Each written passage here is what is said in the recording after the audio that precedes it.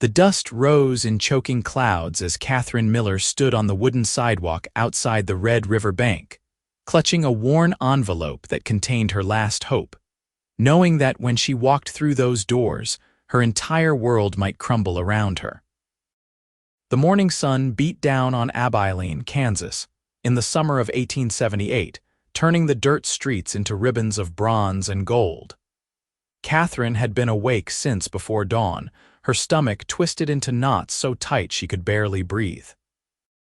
The letter had arrived 3 days ago, delivered by a solemn-faced boy who wouldn't meet her eyes.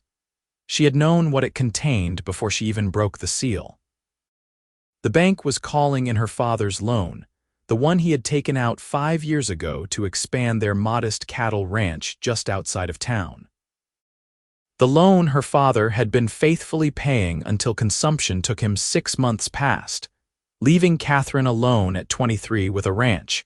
She barely knew how to run and debts that multiplied like weeds after a spring rain. She smoothed down the front of her blue cotton dress, the nicest one she owned, though it had been mended so many times the original fabric was hard to distinguish from the patches. Her dark hair was pinned up in a simple bun, and her hands, rough from months of hard labor, trembled as she reached for the heavy door. The bank's interior was cool and dim, a stark contrast to the brightness outside. The smell of paper and ink filled her nostrils, along with something else, something that reminded her of fear and desperation. She was not the only person in Abilene struggling to keep their head above water. Behind the polished mahogany counter sat Mr. Ezra Thornton, the bank manager, a man whose reputation for ruthlessness was matched only by his ambition. He was in his middle 50s, with slicked-back gray hair and a mustache waxed to sharp points. His eyes, pale blue and cold as a January frost, lifted from the ledger before him as Catherine approached. He did not smile, he never smiled, at least not at people like her. "Miss Miller," he said, his voice flat and businesslike, "I assume you received my correspondence." Catherine's throat felt like sandpaper. "I did, Mr. Thornton. I came to discuss the matter. Surely we can work out some kind of arrangement. The ranch is doing better now. I have 20 head of cattle ready for market and the summer grass has been good. If you could just give me until the fall drive, I know I can make a substantial payment." Thornton's expression did not change. He reached into a drawer and pulled out a file, laying it open on the counter between them. Catherine could see columns of numbers, her father's signature at the bottom of various documents, dates and amounts that blurred together before her eyes. "Your father, God rest his soul, took out a loan of $800 in 1873, Thornton said, his finger tracing down the page. The terms were clear. Monthly payments of $20 with the full balance due in 5 years or upon demand of the bank. That deadline has passed, Miss Miller. Your father made his payments regularly until his death, but you have missed the last 4 months. The outstanding balance, including interest and late fees, now stands at $473. I need that money today." The floor seemed to tilt beneath Catherine's feet. $473. It might as well have been 4,000. She had barely scraped together enough money to feed herself and keep the ranch operational. The cattle she mentioned represented her entire herd, and even if she sold them all today, she would be lucky to get $300, and that would leave her with nothing to rebuild. "Mr. Thornton, please," she said, hating the desperation in her voice but unable to stop it. "I am doing everything I can. My father built that ranch from nothing. It is all I have left of him. If you take it now, I will have nothing. No home, no livelihood, nothing. I am begging you to show some mercy." Something flickered across Thornton's face, but it was not mercy. It might have been satisfaction. "Business is business, Miss Miller. The bank has been more than generous in allowing you these additional months. If I extended special consideration to everyone who came in here with a sad story, we would be out of business within a week. I have investors to answer to, stockholders who expect returns. Sentiment does not pay dividends." Catherine felt tears burning behind her eyes, but she refused to let them fall. She would not give him that satisfaction. What happens if I cannot pay? The property reverts to the bank, Thornton said, closing the file with a decisive snap. We will auction it off to recoup our losses. You will have 1 week to remove your personal belongings. After that, any remaining items become property of the new owner. 1 week.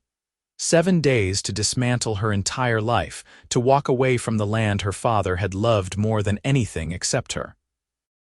Catherine opened her mouth to protest again, to plead, to offer anything that might change his mind, but the words died in her throat. She could see it in his eyes. He had already made his decision. Perhaps he had made it long before she walked through the door. Perhaps he had been waiting for this moment, for her father to die and leave the property vulnerable. I need the payment by close of business today, Thornton continued. If you cannot produce the full amount, I will begin foreclosure proceedings immediately. Good day, Miss Miller. He turned back to his ledger, dismissing her as if she were nothing more than an inconvenient interruption to his morning. Catherine stood there for a moment longer, frozen by shock and despair, before her legs finally remembered how to move. She turned and walked toward the door, each step feeling like she was wading through deep water. The other customers in the bank, a farmer she recognized from the general store and a well-dressed woman she did not know, quickly looked away from her, as if financial ruin might be contagious. The sunlight outside was blinding, and Catherine stumbled slightly as she emerged onto the sidewalk. The street was busy with the usual morning activity. Wagons rolled past, loaded with goods and supplies. Horses stood hitched to posts, their tails swishing at flies. People moved about their business, laughing and talking, living their lives as if hers was not falling apart. She leaned against the rough wooden wall of the bank, trying to catch her breath, trying to think. There had to be something she could do, someone she could turn to, some solution she had not considered. But who? Her father had been a solitary man, proud and independent.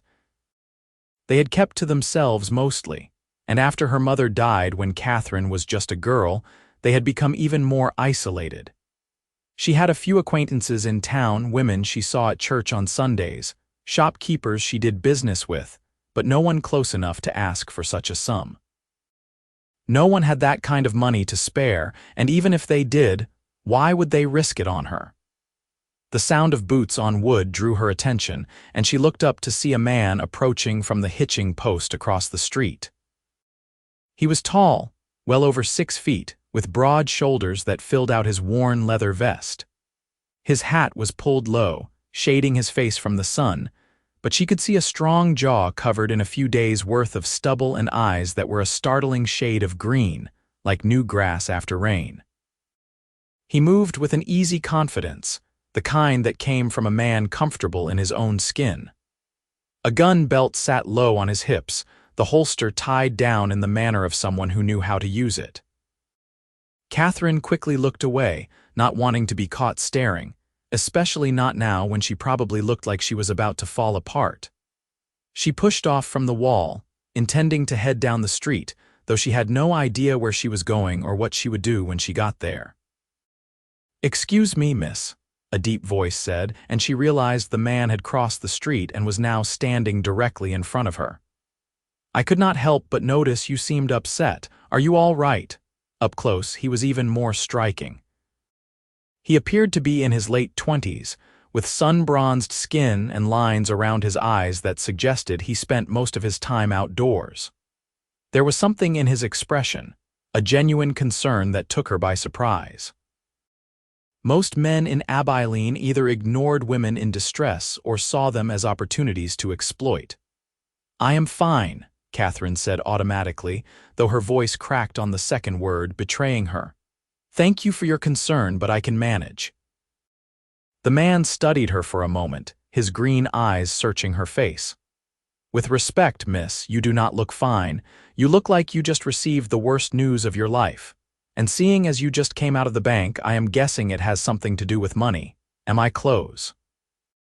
Catherine felt a flash of irritation cut through her despair. "That is none of your business, sir. I do not even know you." "Name is James Dalton," he said, touching the brim of his hat in a polite gesture. "I am a horse trader mostly, though I have been known to do some cattle driving when the work is available. I have been on the trail for the better part of 3 months and just rode into Abilene this morning. And you are right, it is not my business. But I have a sister back in Colorado, and if she were standing on a street corner looking like her world just ended, I would hope some stranger might take a moment to see if she needed help." The kindness in his voice, so unexpected and undeserved, nearly broke Catherine's composure completely. She blinked rapidly, fighting back the tears that threatened to spill over. "I appreciate your concern, Mr. Dalton, truly, but unless you have $473 you are willing to part with, there is nothing anyone can do to help me." She meant it as a dismissal, a way to end the conversation so she could retreat somewhere private to fall apart, but instead of walking away, James Dalton went very still. His eyes sharpened, focusing on her with an intensity that made her take a step back. $473, he repeated slowly. "That is what you owe the bank," Catherine nodded, confusion replacing some of her misery. "Yes, but why would you possibly care about that?" James reached up and pushed his hat back slightly, revealing more of his face.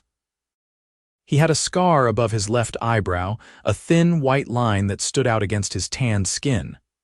"How much time did they give you to come up with it?" "Until close of business today," Catherine said, "which gives me about 8 hours to produce money I do not have and never will. The bank is foreclosing on my ranch, the one my father spent his entire life building. By this time next week, I will be homeless with no prospects and no future. So forgive me if I am not in the mood for idle conversation with strangers." She turned to leave, unable to bear any more humiliation, but James caught her arm gently. His hand was warm through the thin fabric of her sleeve, and she could feel calluses on his palm, the roughness of a man who worked with his hands. "Wait," he said. "Just wait 1 minute. What if I could help?" Catherine stared at him, certain she had misheard. "What? What if I could pay off your loan?" James said, his voice low and serious. $473. What if I walked into that bank right now and settled your debt?" The world seemed to stop spinning. The noise of the street faded to a distant hum. Catherine searched James's face for any sign that he was mocking her, that this was some cruel joke, but all she saw was sincerity. "Why would you do that?" she whispered. "You do not know me, I am nothing to you." James was quiet for a moment, as if considering his own motivations. "I told you I have been on the trail for 3 months. Before that, I spent 6 months in Montana, buying and selling horses, making deals, moving from town to town. I have done well for myself. Better than I expected, if I am being honest. I have more money than I know what to do with, and no one to spend it on. No family out here except that sister in Colorado, and she is married to a blacksmith who takes good care of her. Meanwhile, you are standing here about to lose everything because of circumstances beyond your control. That does not sit right with me." "But you would just be throwing your money away," Catherine protested, even as hope began to flutter in her chest like a caged bird. "I have no way to pay you back, at least not any time soon. It could take me years to repay that kind of debt if I ever can at all." "Who said anything about paying me back?" James said. A slow smile spread across his face, transforming his features from merely handsome to something that made Catherine's heart skip a beat. "Maybe I do not want your money. Maybe I want something else." Catherine's hope turned to suspicion, and she pulled her arm free from his grasp. "What exactly are you suggesting, Mr. Dalton?" James held up his hands, his smile fading. "Nothing improper, I swear it. I am saying maybe we could help each other. You need money to save your ranch. I have money but no place to call home. What if I paid off your debt, and in return, you let me stay on at your ranch for a while? I could help you get the place running properly, use my horse trading connections to improve your stock, maybe even help you expand. A business arrangement, purely professional." It sounded too good to be true, which meant it probably was. Catherine had learned the hard way that men rarely offered something for nothing, especially not to women in desperate situations. And yet, what choice did she have? She could refuse his offer and lose everything for certain, or she could accept and take the risk that James Dalton was exactly what he appeared to be, a decent man with money to spare and a desire to help. "I do not understand," she said slowly. "Why me? Why today? You just rode into town. You could have passed by and never known anything about my troubles. What made you stop?" James looked away down the street to where a group of children were playing with a wooden hoop. When he spoke, his voice was softer, touched with something that sounded like regret. "My father was a rancher in Texas. He borrowed money to get through a hard winter, and when the bank came calling, he could not pay. I was 15 years old when they took our land. I watched my father, a proud man who had never asked anyone for anything, reduced to begging for more time. They turned him down flat. We lost everything. 6 months later, my father died. The doctors said it was his heart, but I knew better. He died of a broken spirit, of shame and failure. My mother passed the following spring, and my sister and I were left to fend for ourselves. I swore that if I ever had the means, I would never stand by and watch someone lose their home the way we lost ours. So when I saw you coming out of that bank, when I heard you mention that amount, something just clicked. Call it fate or coincidence or whatever you want, but I am here and I have the money and I would like to help. If you will let me." Catherine felt tears finally spill over, tracking hot lines down her cheeks. She did not know if it was relief or disbelief or simple exhaustion, but she could not hold them back any longer. "You are serious? You would really do this?" "I am completely serious," James said. "But I need to know right now if you want my help, because that bank closes at 5 o'clock, and if we are going to do this, we need to do it today." There were 1,000 reasons to say no, to refuse help from a stranger, to maintain her pride and independence even as they dragged her under. But Catherine thought of her father, of the years he had spent building the ranch, of the love he had poured into every fence post and water trough. She thought of the cattle that bore his brand, of the house where she had grown up, of the grave on the hill where he was buried next to her mother. She could not let it all go, not without a fight, even if that fight meant accepting charity from a man she had just met. "Yes," she said, the word coming out stronger than she felt. "Yes, I want your help. I accept your offer." James's smile returned, bright and genuine, and he offered her his hand. "Then we have a deal, Miss Miller. Now, how about we go back into that bank and give Mr. Thornton a surprise he will not forget?" Catherine took his hand, feeling the strength in his grip, and together they turned toward the bank doors. She had no idea what she was getting herself into, no idea if this would solve her problems or create entirely new ones, but for the first time since her father died, she felt something other than despair. She felt hope. The interior of the bank seemed different now, less like a tomb and more like a battlefield where she had just gained an unexpected ally. Mr. Thornton looked up in surprise as they approached, his eyes narrowing as he took in James's appearance. Catherine could see him making calculations, trying to determine who this stranger was and what his presence meant. "Mr. Thornton," Catherine said, and she was pleased to hear her voice steady and clear.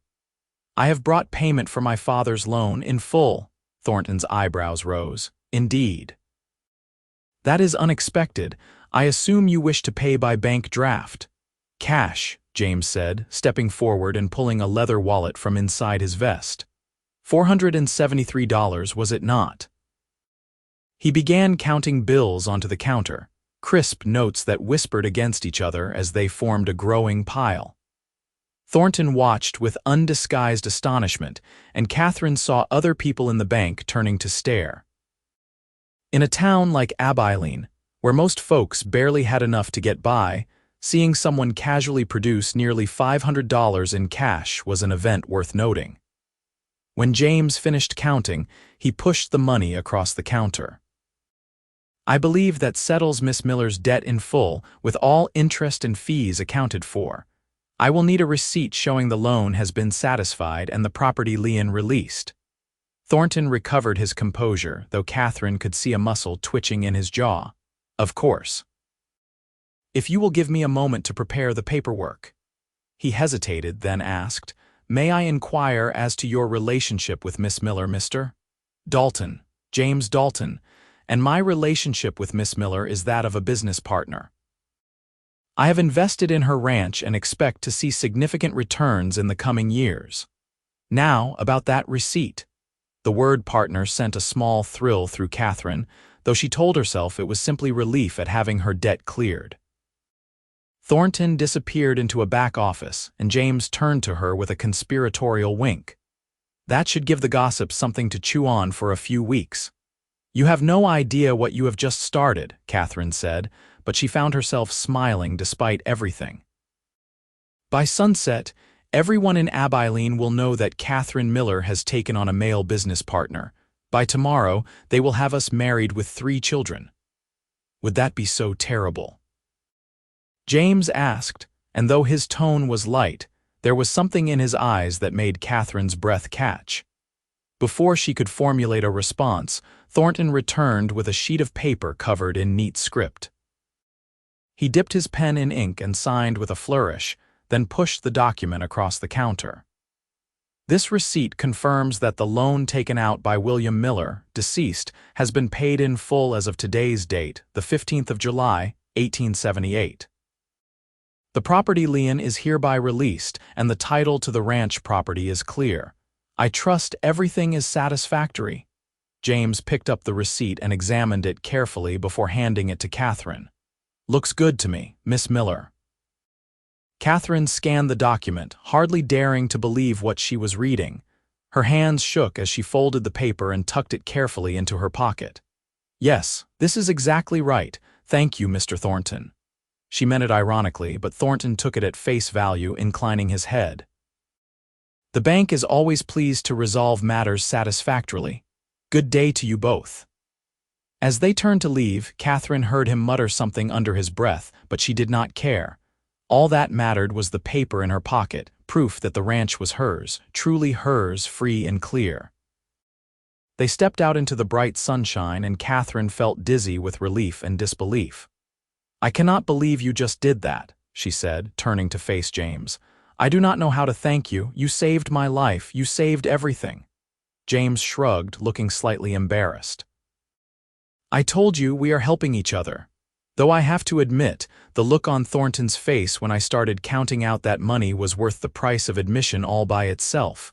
I do not think he wanted to let you keep that ranch. He did not, Catherine confirmed.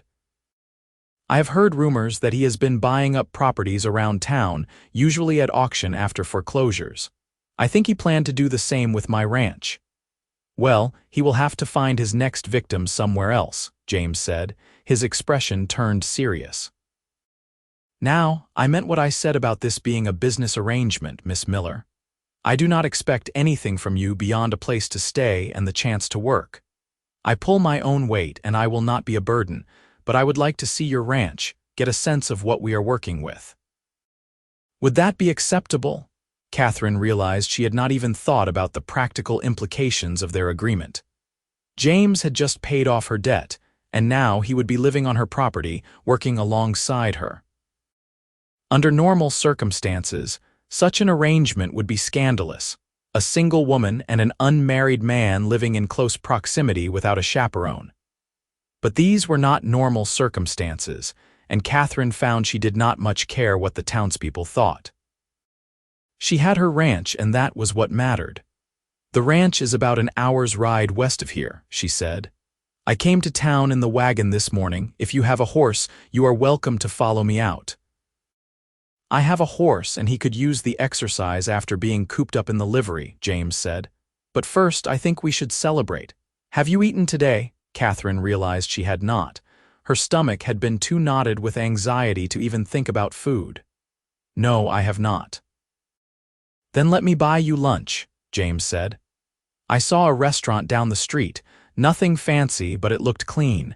We can discuss the arrangements for the ranch and get to know each other a bit better before we become partners.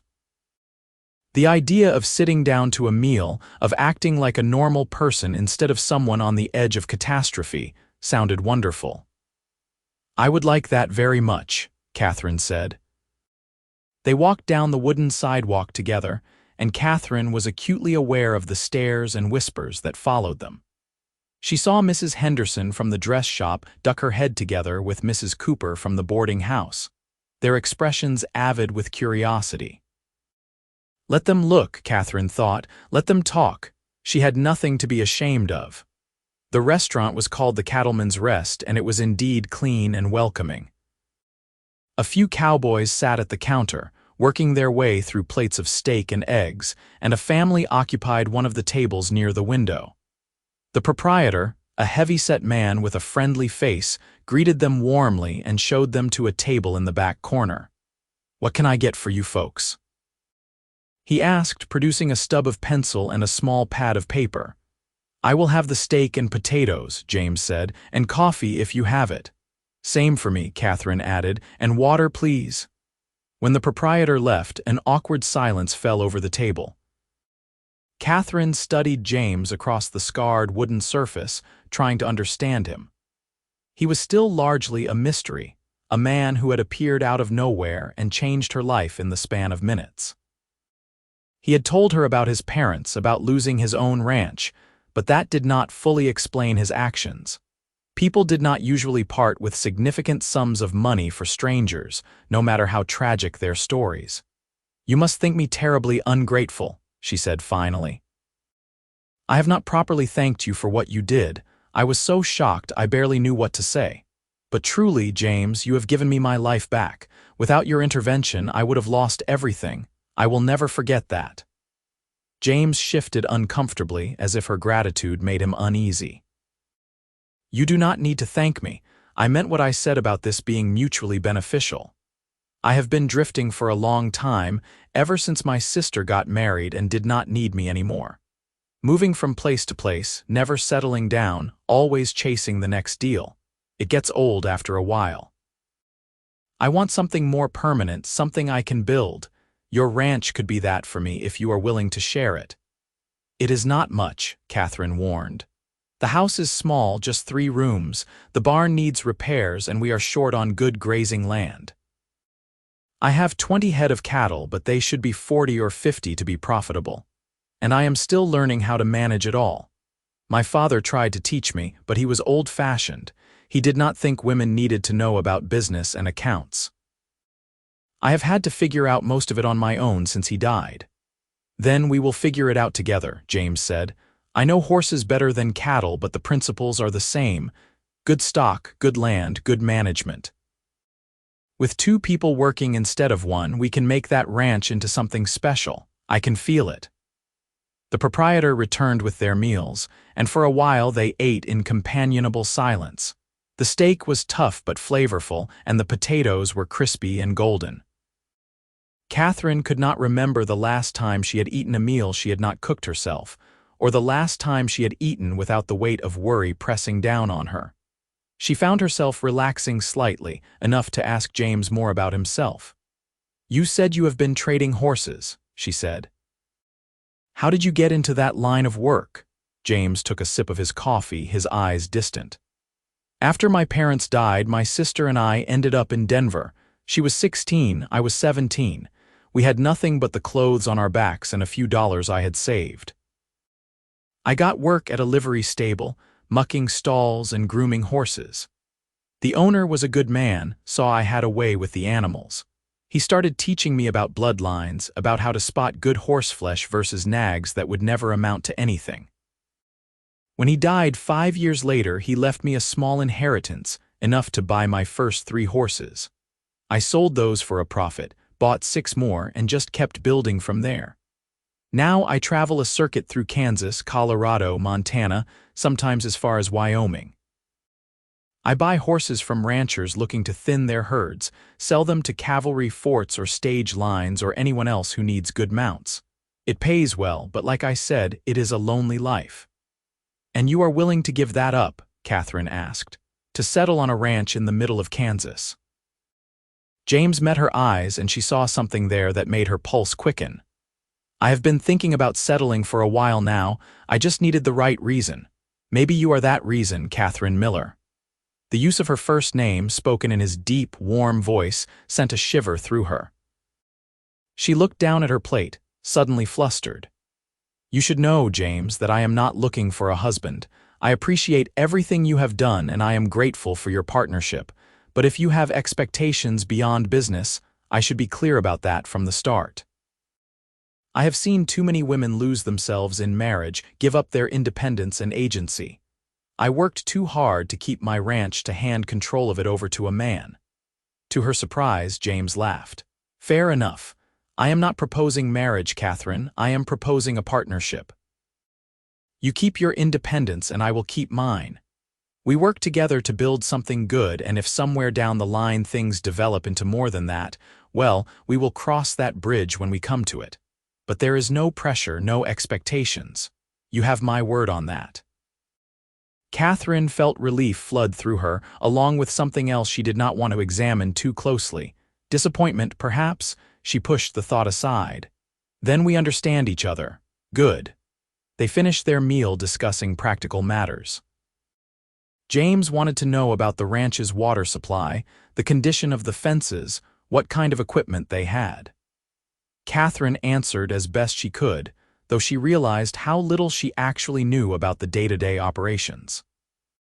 Her father had handled so much of it himself, and she had spent the months since his death simply trying to survive rather than truly learning how to manage the property.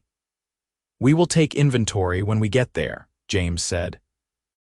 "Make a list of what needs to be done, prioritize the most important tasks. If we are smart about it, we can have the place in good shape by fall, maybe even buy some more cattle if the price is right." His confidence was infectious, and Catherine found herself believing him. For the first time in months, she could see a future that did not involve starvation or homelessness. She could see her ranch thriving, see herself as more than just a woman desperately clinging to her father's memory. When they finished eating, James paid the bill and they walked out into the afternoon sun. The street was even busier now, with the noon rush bringing people out for lunch and errands. Catherine noticed even more stares, more whispers. Word was spreading fast. "Let me get my horse from the livery," James said. "Meet you at the wagon." Catherine nodded and headed toward the general store where she had left her wagon and team that morning. The horses, a matched pair of bays named Sam and Sally, greeted her with soft nickers. She checked their harness and climbed up onto the seat, suddenly aware of how tired she was. The emotional upheaval of the morning had drained her more than a full day of physical labor. James appeared a few minutes later, riding a magnificent buckskin gelding with a black mane and tail. The horse was tall and well-muscled, clearly built for endurance. He danced a little as James held him steady, eager to be moving. "That is a beautiful animal," Catherine said admiringly. "Is he one you are planning to sell?" "This is Sundance," James said, patting the horse's neck affectionately. "And no, he is not for sale. I raised him from a colt. He is the best horse I have ever owned, and I would not part with him for any amount of money." Sundance tossed his head as if he understood the compliment, and Catherine laughed. "He certainly has spirit." "Well then, Sundance, let us see how you like ranch life. Follow me." She shook the reins, and Sam and Sally leaned into their collars, pulling the wagon forward. James fell in beside her, Sundance settling into an easy walk. They left Abilene behind, the buildings giving way to open prairie. The grass stretched out in all directions, golden and swaying in the breeze. Here and there, cattle grazed in small groups, and hawks circled lazily overhead. The sky was impossibly blue, dotted with white clouds that cast moving shadows across the land. They rode in silence for a while, and Catherine found herself stealing glances at James. He sat his horse with the ease of someone who had spent his life in the saddle, his body moving in rhythm with Sundance's gait. The sun caught the gold in his hair, and when he smiled at something, a dimple appeared in his left cheek. He was handsome, she could not deny that, but it was more than his appearance that drew her. There was a solidity to him, a sense of reliability that she had not felt since her father died. She barely knew him, and yet some part of her already trusted him in a way she had not trusted anyone in a long time. "Tell me about your father," James said, breaking the comfortable silence. "What was he like?" Catherine felt the familiar pang of grief but found it was not as sharp as it once had been. "He was a good man. Stubborn, proud, but good. He came out here after the war, looking for a fresh start. He had fought for the Union, seen terrible things, and he wanted to be somewhere quiet and peaceful. He met my mother in town, married her within 3 months, and they built the ranch together. She died when I was 8. Fever took her in just 3 days. After that, it was just him and me. He taught me to ride, to shoot, to rope a calf, but like I said, he never taught me the business side. I think he always assumed I would marry someday and it would become my husband's responsibility." "Did you ever want to marry?" James asked. "Before all this happened?" Catherine considered the question. "I did once. There was a boy, Thomas, the blacksmith's son. We were courting when I was 19. He was nice enough, and I thought maybe we would build a life together. But then he started talking about moving to California, about selling the ranch and heading west to find gold. When I told him I would not leave my father's land, he said I cared more about dirt and cattle than I did about him. Maybe he was right. We ended the courtship and he left for California the following spring. I heard he died in a mining accident 2 years later." "I am sorry," James said quietly. "I am not really," Catherine admitted. "It showed me who he really was. If he had truly loved me, he would not have asked me to give up everything that mattered. Love should not require you to diminish yourself." "No," James agreed, "it should not.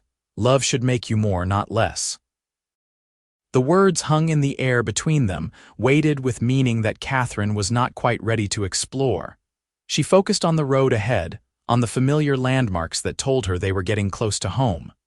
"There," she said, pointing to a rise in the distance.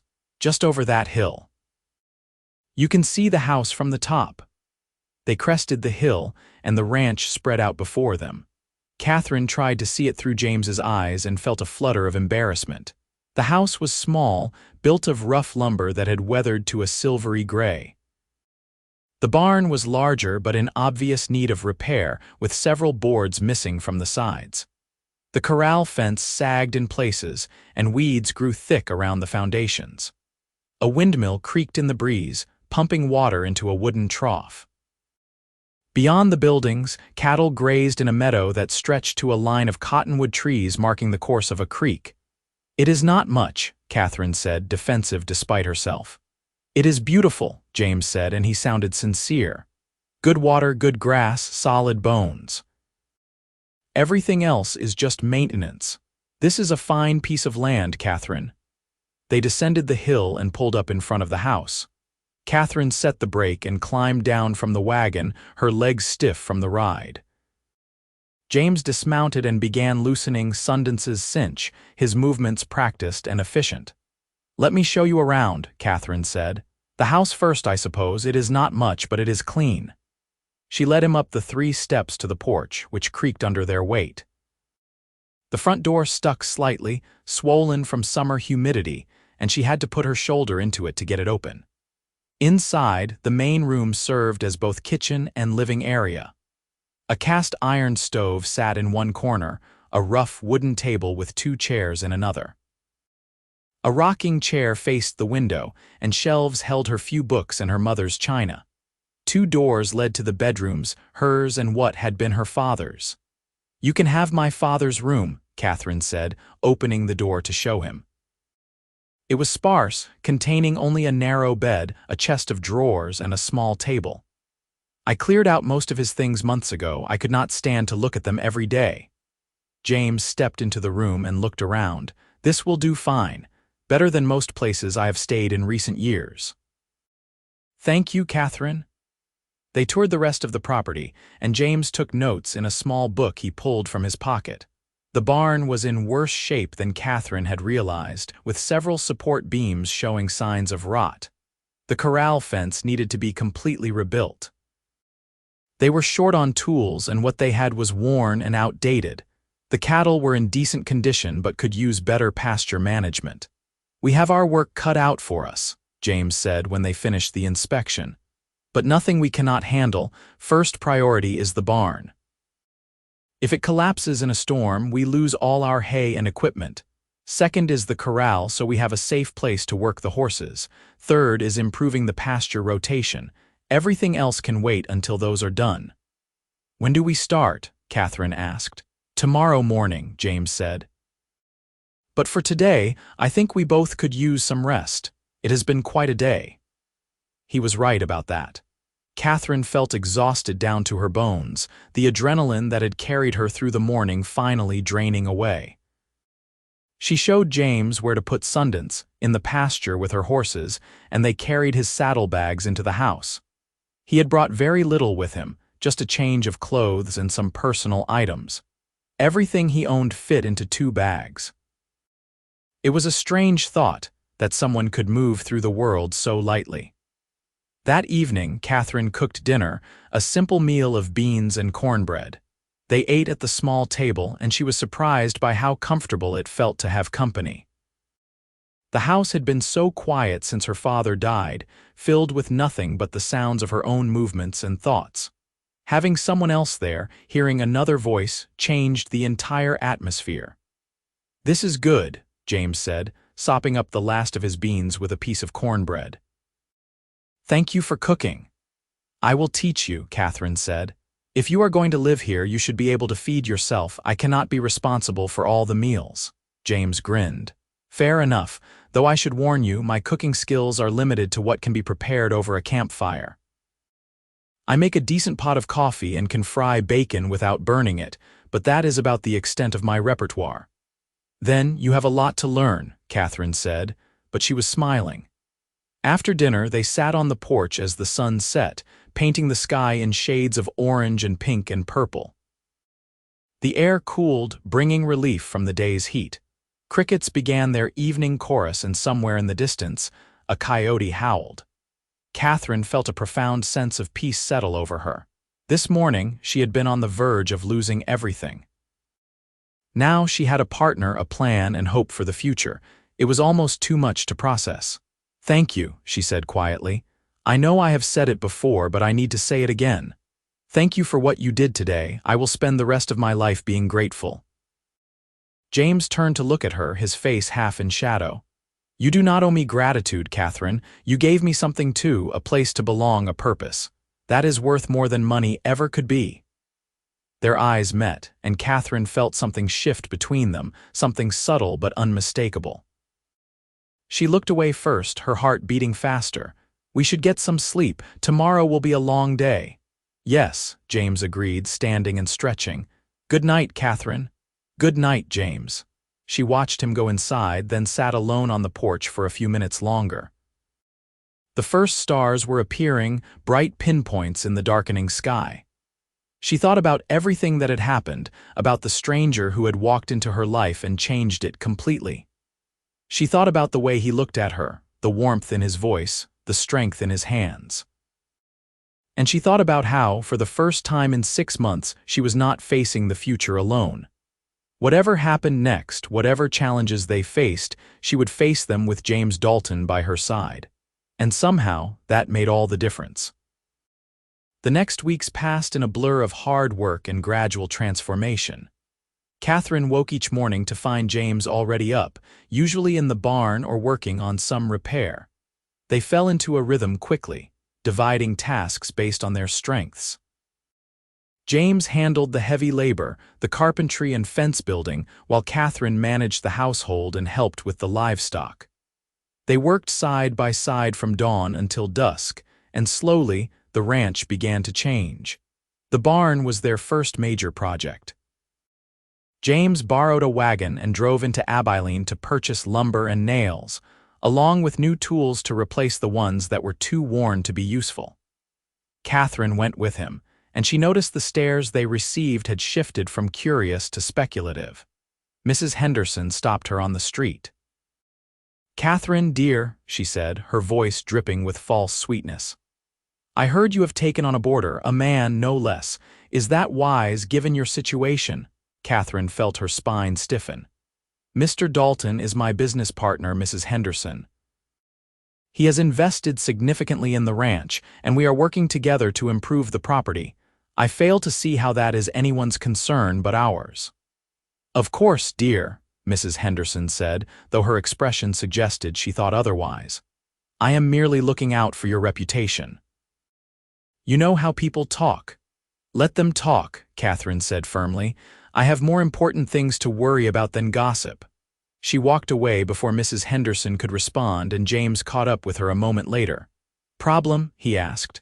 "Just the usual busybodies," Catherine said. "They are scandalized that we are living under the same roof without being married."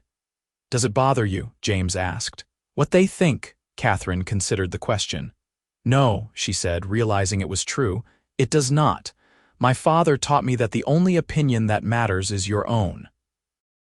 If you live your life trying to please everyone else, you will never be happy." "Wise man," James said. "Though if the gossip becomes too much, I could always sleep in the barn." "You will do no such thing," Catherine said.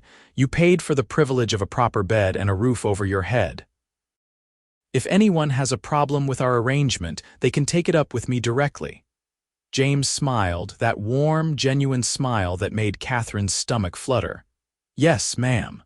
Back at the ranch, they began the work of rebuilding the barn. James proved to be a skilled carpenter, measuring and cutting with precision. Catherine helped where she could, holding boards steady while he nailed them in place, fetching tools and water. The work was hard and hot, and they were both covered in sawdust and sweat by the end of each day. But there was satisfaction in it, in seeing the barn take shape, in knowing they were building something that would last. During those long days, they talked. Catherine learned that James had a wry sense of humor, often making observations that made her laugh unexpectedly. She learned that he loved to read, that he carried a battered copy of Shakespeare's sonnets in his saddlebag and could recite several from memory. She learned that he had a beautiful singing voice, deep and rich, and that he often hummed while he worked. James learned about her too. He discovered that she had a temper when things did not go as planned, that she could curse as fluently as any cowboy when she hit her thumb with a hammer.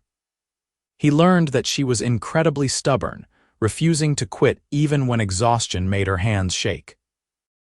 He learned that she loved the early morning hours when the world was quiet and still, and that she visited her parents' graves on the hill every Sunday after breakfast. One evening, about 3 weeks after James had arrived, they were sitting on the porch after dinner when Catherine asked him something that had been on her mind. "Why did you really come to Abilene?" she said. "You told me you travel a circuit, but Kansas in the middle of summer is not exactly prime horse trading territory. What brought you here specifically?" James was quiet for a long moment, staring out at the darkening prairie. "I had a dream," he said finally. "I know that sounds foolish, but it is the truth. About a week before I arrived, I had this vivid dream that I was riding through a town I did not recognize, and I saw a woman standing outside a bank. She was crying, and I knew, somehow, that she needed help. When I woke up, I could not shake the feeling that I needed to go to Kansas, so I changed my route and headed south. And then I rode into Abilene and saw you standing there, and it was exactly like the dream, so I stopped." Catherine stared at him, unsure how to respond. "You came all this way because of a dream." "I know it sounds crazy," James said, "but I have learned to trust my instincts. They have kept me alive this long, and when I saw you, when I heard about your situation, I knew I had made the right choice. I was meant to be here, Catherine, I believe that." Something in his voice, a certainty that bordered on reverence, made Catherine's throat tighten. "I am glad you came," she said softly. "Whatever the reason, I am grateful you were there that day." James turned to look at her, and in the fading light his eyes seemed to glow. "So am I." The moment stretched between them, heavy with unspoken feelings. Catherine wanted to say something, to acknowledge what was growing between them, but she was not sure she was ready. Instead, she stood abruptly. "I should get to bed, early morning tomorrow." "Catherine," James said, and she paused at the door. "I want you to know what I said about no expectations, I meant it, but that does not mean I do not feel things. I just wanted you to know that." Catherine's heart hammered in her chest. "I feel things too," she admitted.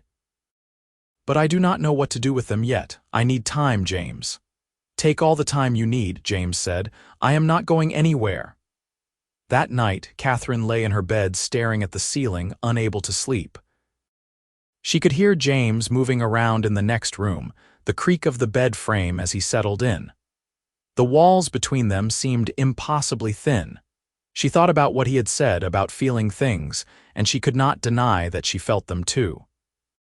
Somewhere over the past weeks, James had gone from being a stranger to being someone she could not imagine her life without. He made her laugh, he challenged her, he treated her as an equal. And when he looked at her with those green eyes, she felt something wake up inside her, something she had thought died with her youthful dreams of romance.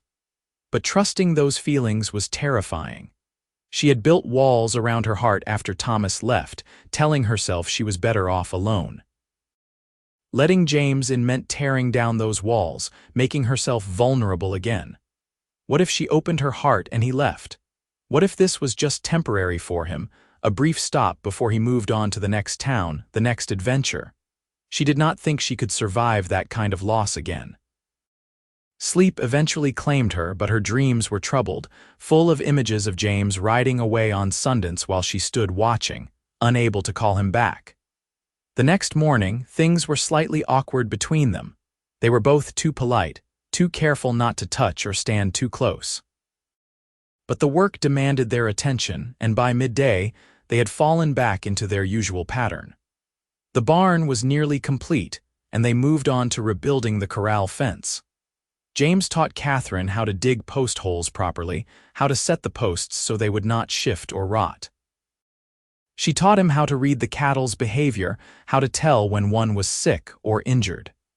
They were learning from each other, building not just structures but a shared knowledge that would serve them for years to come.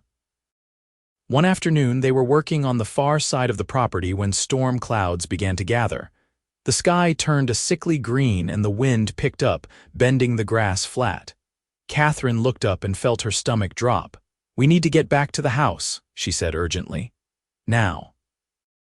They had barely made it to the porch when the storm hit. Rain came down in sheets, so thick Catherine could barely see the barn through it. Lightning split the sky, and thunder crashed so loud it shook the windows. James pulled her inside and shut the door against the wind. "That came up fast," he said, water streaming from his hat. "Summer storms do that here," Catherine said. She was drenched, her dress clinging to her body, her hair plastered to her face. "They can be dangerous. We should stay inside until it passes." They stood there dripping on the floor, and then James started to laugh. "We look like drowned rats." Catherine looked down at herself and started laughing too. The tension that had been building between them all day broke, and suddenly everything felt normal again.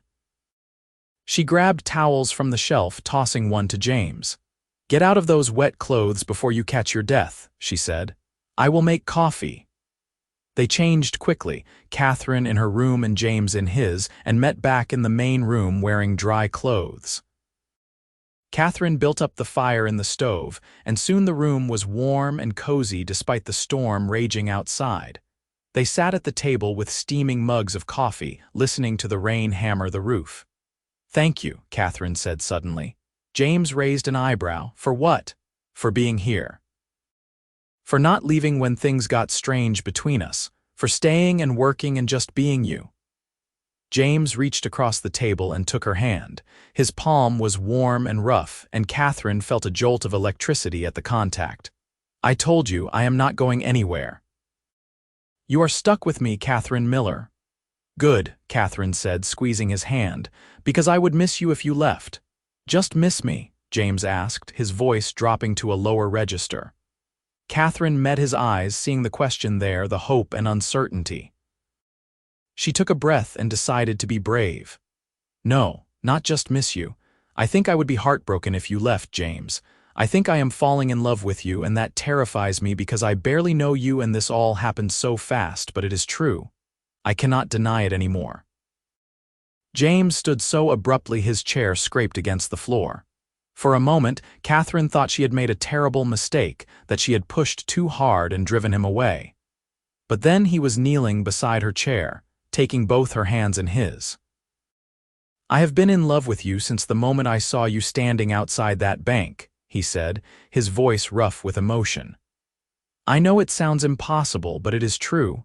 I looked at you and something in my chest just cracked wide open.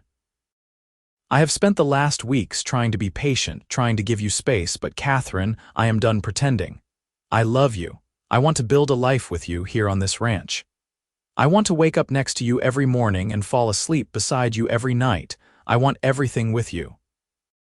Catherine felt tears streaming down her face, but they were happy tears, joyful tears. "I want that too," she whispered. "I want all of it." James cupped her face in his hands and kissed her.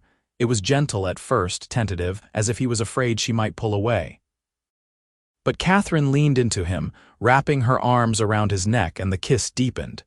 It was everything a kiss should be, sweet and passionate and full of promise.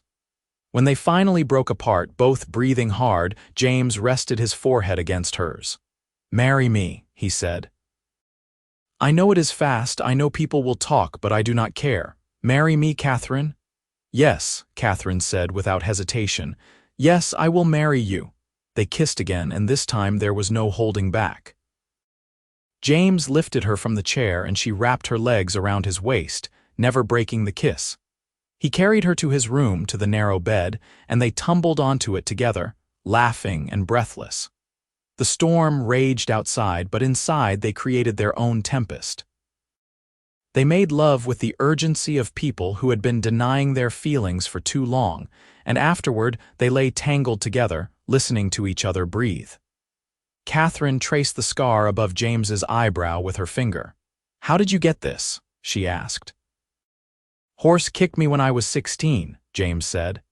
"I was not paying attention, got too close to his back legs. My sister said it was the only good thing that horse ever did for me because it knocked some sense into me." Catherine laughed. "I like your sister. Will we get to meet her?" "Eventually," James said, "but first we have a wedding to plan. When do you want to do it?"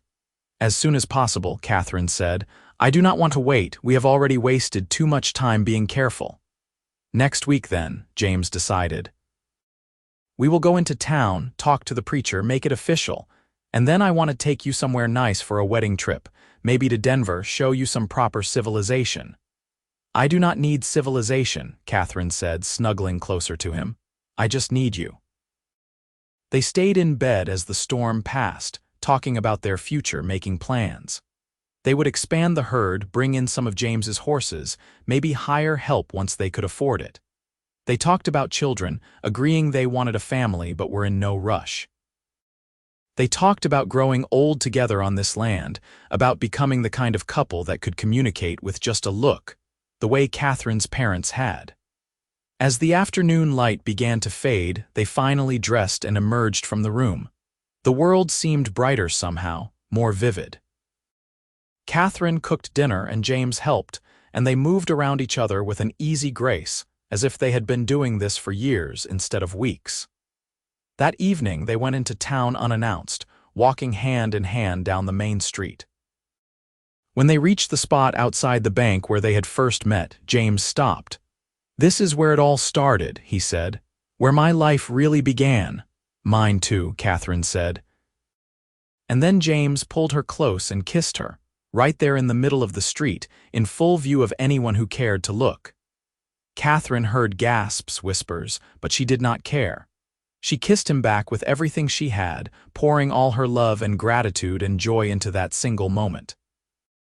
When they finally broke apart, she saw people staring.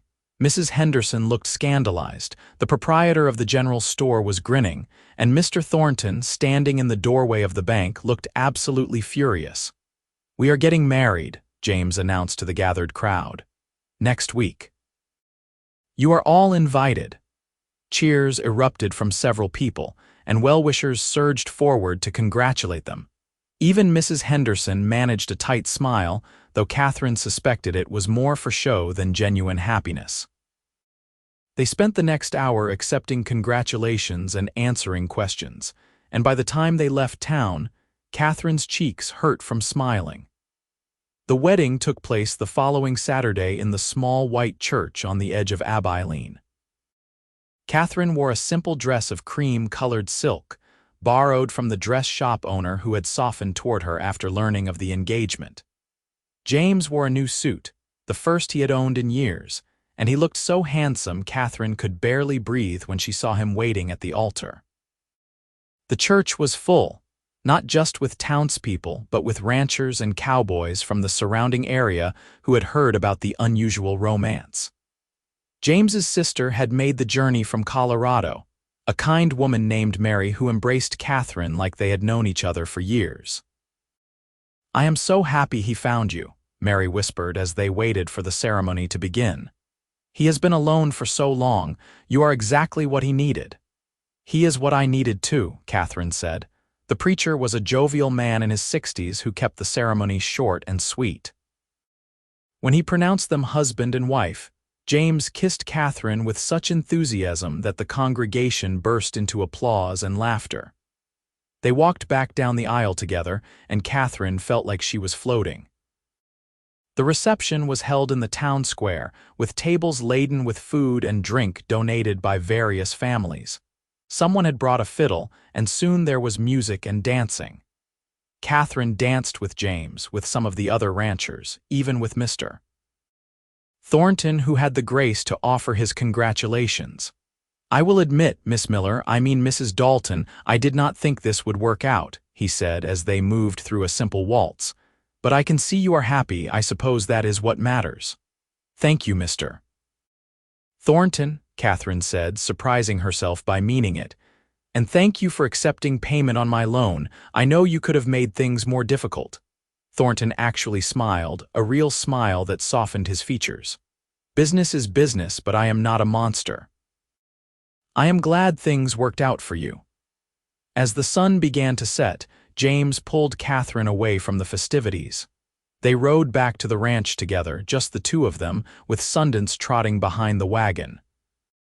The house looked welcoming in the golden light, and Catherine felt a surge of love for this place, for the life they were building.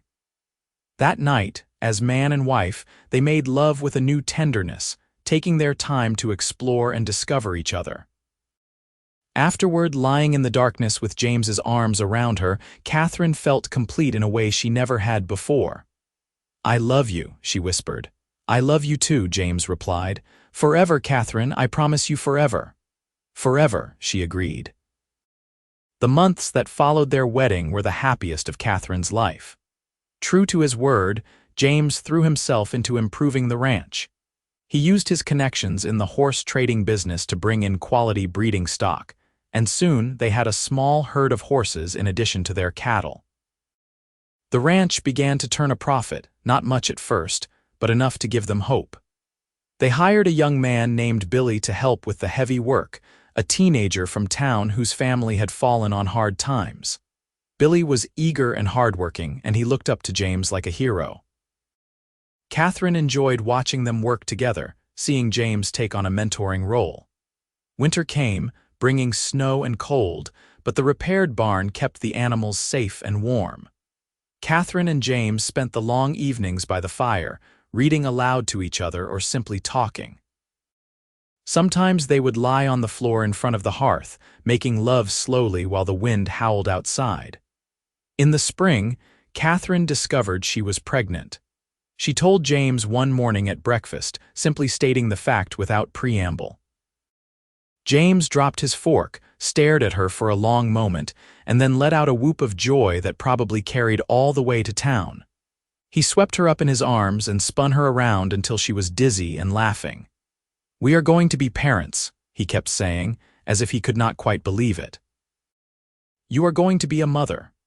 "And you are going to be a father," Catherine replied, running her hand over her still flat stomach. "Are you ready for that?" "I have been ready my whole life," James said seriously. "This baby is going to have everything I did not. A stable home, parents who love each other, a future. We are going to give them the world, Catherine." The pregnancy was difficult at times. Catherine suffered from terrible morning sickness that lasted well into the afternoon, and as her belly grew, the ranch work became harder. But James was attentive and patient, taking on more of the burden without complaint. He rubbed her swollen feet at night and brought her crackers in the morning to settle her stomach. He talked to the baby, pressing his ear against her belly to listen for movement. Their son was born on a snowy December night, after 14 hours of labor that left Catherine exhausted but elated. James held him first, this tiny perfect creature with a shock of dark hair and his mother's gray eyes. Tears streamed down his face as he looked at his son. "Hello, William," he said softly, naming the baby after Catherine's father. "Welcome to the world." Catherine watched them, her husband and her son, and felt her heart expand to impossible proportions. This was what she had been waiting for, what all the struggle and pain had been leading toward. Not just love, not just survival, but this perfect moment of absolute rightness. William was a good baby, quick to smile and slow to fuss. As he grew, it became clear he had inherited his father's green eyes and his mother's stubborn determination. By his first birthday, he was walking and getting into everything, much to his parents' amused exasperation. The ranch continued to prosper. James's reputation as a horse trader brought buyers from across Kansas and beyond. Catherine managed the business side, keeping the books and negotiating prices with a shrewdness that surprised everyone, including herself. They built an addition onto the house, adding 2 more bedrooms and a proper parlor. They bought more land, expanding their grazing territory. The brand they designed together, a combined M&D for Miller and Dalton, became known for quality throughout the region. On William's 2nd birthday, Catherine told James she was pregnant again. This time there was no surprise, just quiet joy. Their daughter, Mary, named for James's sister, was born the following spring. She was tiny and delicate with blonde hair and her father's dimple. James doted on her shamelessly, carrying her everywhere and singing to her when she cried. Life settled into a comfortable rhythm. The children grew, the ranch thrived, and Catherine and James's love deepened with each passing year. They had their challenges, of course. There were droughts that tested their resources, winters that seemed endless, cattle that got sick, horses that needed breaking. But they faced everything together, and that made all the difference. On their 5th anniversary, James surprised Catherine with a trip to Denver, just as he had promised on their wedding day. They left the children with Mary in Colorado and spent a week acting like young lovers again, seeing shows and eating in fancy restaurants, and making love in a hotel bed that did not creak with every movement. "This is wonderful," Catherine said as they walked through the city streets, her hand tucked into James's arm. "But I miss home." "Me too," James admitted. "As nice as this is, I would rather be on our porch watching the sunset." "Then let us go home," Catherine said. "Back to our ranch, our children, our life. That is where we belong." They returned to find the children had grown in their absence, or so it seemed. William was now a sturdy 6-year-old who could ride a pony by himself, and Mary was toddling around getting into everything her brother got into. The house was chaos and noise and love, and Catherine would not have changed it for anything. More years passed. William grew into a serious boy who loved the ranch as much as his parents did. Mary was wild and free, always covered in dirt and bruises from climbing trees and chasing cattle. They had 2 more children, another boy named Thomas and a daughter named Sarah. The house they had expanded once was expanded again, becoming a sprawling ranch house that echoed with laughter and arguments and the sounds of a large family. Catherine's hair gained streaks of gray, and lines appeared at the corners of James's eyes. But to each other, they were still the desperate woman and the wandering cowboy who had found each other on a dusty street in Abilene. They still made time for each other, stealing away for evening rides or afternoon picnics when the children were occupied. They still talked for hours about everything and nothing. They still kissed like newlyweds, much to their children's embarrassment. On their 20th anniversary, the entire family gathered on the porch to watch the sunset. William, now a young man of 19, had brought his new wife to meet them. Mary, at 17, was engaged to the son of a neighboring rancher. Thomas was 14 and more interested in books than cattle, while Sarah at 10 was still deciding what she wanted to be. "Look at this," James said, gesturing to the scene before them. "Look at what we built, Catherine, not just the ranch but this, our family, our legacy. Do you remember that day I found you outside the bank?" "I remember thinking my life was over," Catherine said. "I could not see any way forward." "And now?" James asked. Catherine looked at her husband, at the face she loved more than any other, weathered by time but still beautiful to her. She looked at her children, each one a miracle and a blessing. She looked at the land stretching out around them, the ranch that had been saved and transformed, and she smiled. "Now I cannot imagine life any other way. You gave me everything, James. You gave me hope when I had none, love when I had given up on it, a future when mine looked bleak. You are the best thing that ever happened to me." James leaned over and kissed her soft and sweet. "The feeling is mutual, Mrs. Dalton. You saved my life as much as I saved yours. Before you, I was just drifting. You gave me an anchor, a home, a reason to stay in one place. You gave me purpose." "We saved each other," Catherine said. "That is what love does." As the sun dipped below the horizon, painting the sky in brilliant shades of gold and crimson, the family sat together in comfortable silence. This was what mattered, Catherine thought. Not the money or the land or the success, though those things were nice. What mattered was this: the people you loved gathered around you, the knowledge that you had built something that would last. Years later, when Catherine and James were old and gray, sitting on that same porch watching their grandchildren play in the yard, they would tell the story of how they met. The children never tired of hearing it, the tale of the cowboy who paid off a debt and kissed a girl in the street, changing both their lives forever. It became a family legend, passed down through generations, a reminder that sometimes the best things in life come from the most unexpected places. And on quiet evenings when they were alone, Catherine would take James's hand and say, "I would do it all again.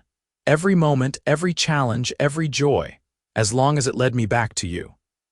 And James would squeeze her hand and reply, "Me too, my love, me too." They lived long lives, Catherine and James Dalton, filled with love and laughter and the satisfaction of work well done. They saw their children grow and have children of their own.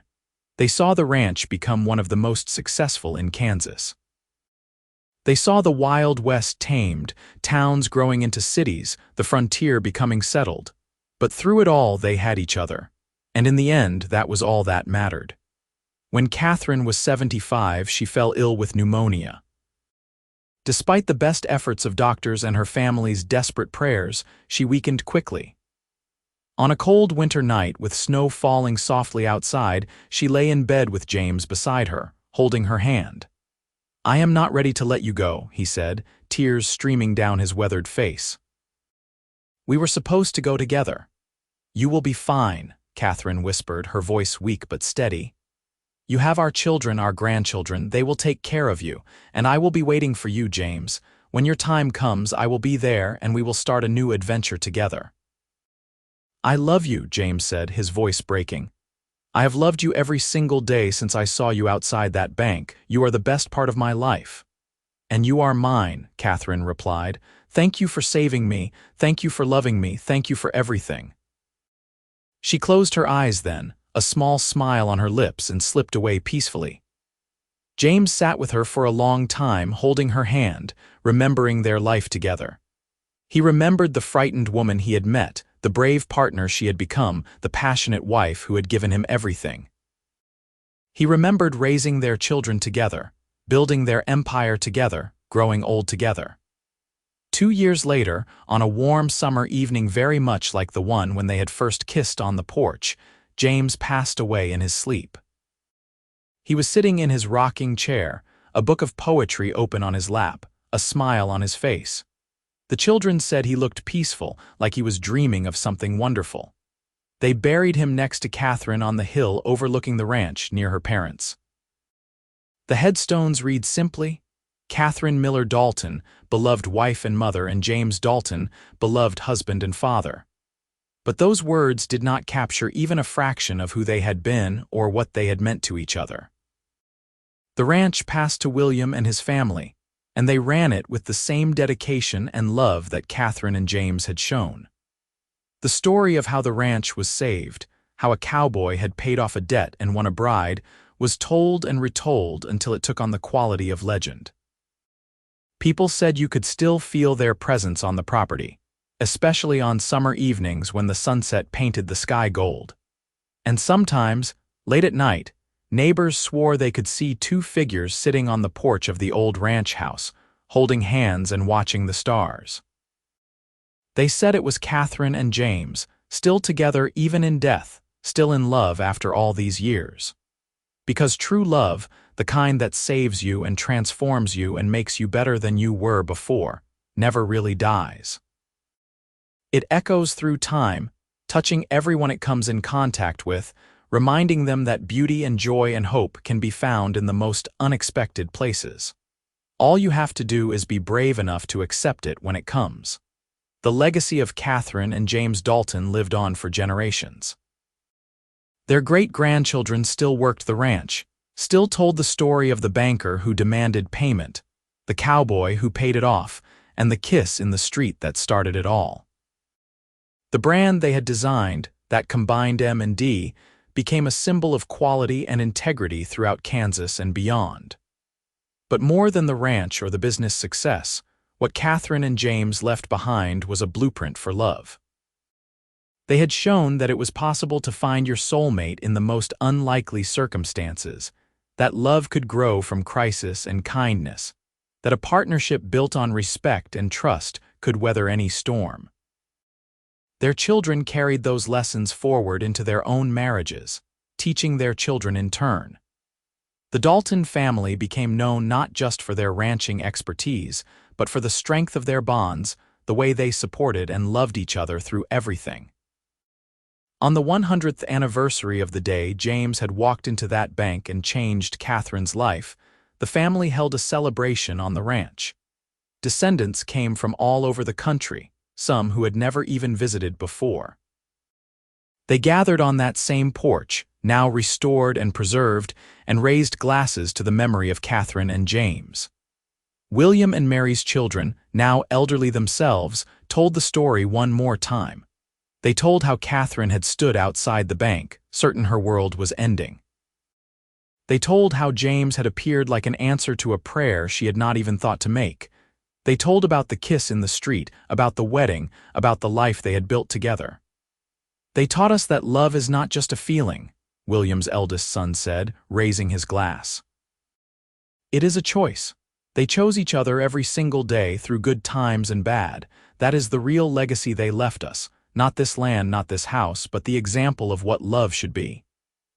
To Catherine and James, everyone chorused, their voices carrying out across the prairie. And somewhere, in whatever place souls go when they leave this earth, Catherine and James Dalton smiled and held each other close, knowing that what they had built together would last forever. Their love story, which began with desperation and ended with devotion, became the stuff of legend in that part of Kansas. Writers came to interview the family, wanting to capture the tale. Artists painted scenes of the famous kiss in the street.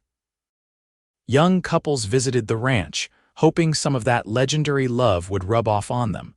But the truth was simpler and more profound than any legend. Catherine and James had found each other at exactly the right moment when both of them needed saving. They had built a life together based on mutual respect, hard work, and unwavering commitment. They had loved each other fiercely and faithfully through trials that would have broken lesser bonds. That was the real magic. Not fate or destiny or divine intervention, but two people choosing to love each other completely, holding nothing back. That was what saved them both. That was what created the legacy that endured long after they were gone. And on summer evenings, when the light turned golden and the breeze carried the smell of prairie grass, if you stood very still on that ranch, you might hear the echo of laughter, the whisper of a love story that refused to be forgotten. You might feel, just for a moment, the presence of something larger than yourself, something that reminded you that love, real love, can transform everything it touches. That is the story of Catherine Miller and James Dalton. The banker demanded payment she did not have.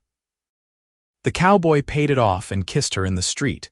And from that single act of kindness and courage, an entire world was born. It was a world built on love, sustained by dedication, and remembered with joy. It was a world worth fighting for, worth believing in, worth passing down to future generations as proof that sometimes, in the midst of our darkest moments, salvation arrives in the most unexpected forms. All we have to do is be brave enough to accept it. All we have to do is choose love. And if we are very, very lucky, that love will transform us the way it transformed Catherine and James, giving us not just survival, but a reason to thrive. Giving us not just a future, but a legacy. Giving us not just companionship, but a soul-deep connection that defies time and death, and everything else the world throws at us. That is the power of love. That is the gift Catherine and James gave to each other and to everyone who came after them. And that is why their story, born on a dusty street in Abilene, Kansas in the summer of 1878, continues to inspire and uplift more than a century later. Because some love stories are not just stories. They are testaments to the resilience of the human spirit, proof that hope can be found even in hopelessness, and reminders that sometimes the best things in life come from the moments when we are brave enough to reach out to a stranger and say, "Let me help you." James Dalton reached out. Catherine Miller accepted, and together they built something that would last forever. That is a love story worth remembering. That is a love story worth celebrating. That is the kind of love we should all be so fortunate to find. The end.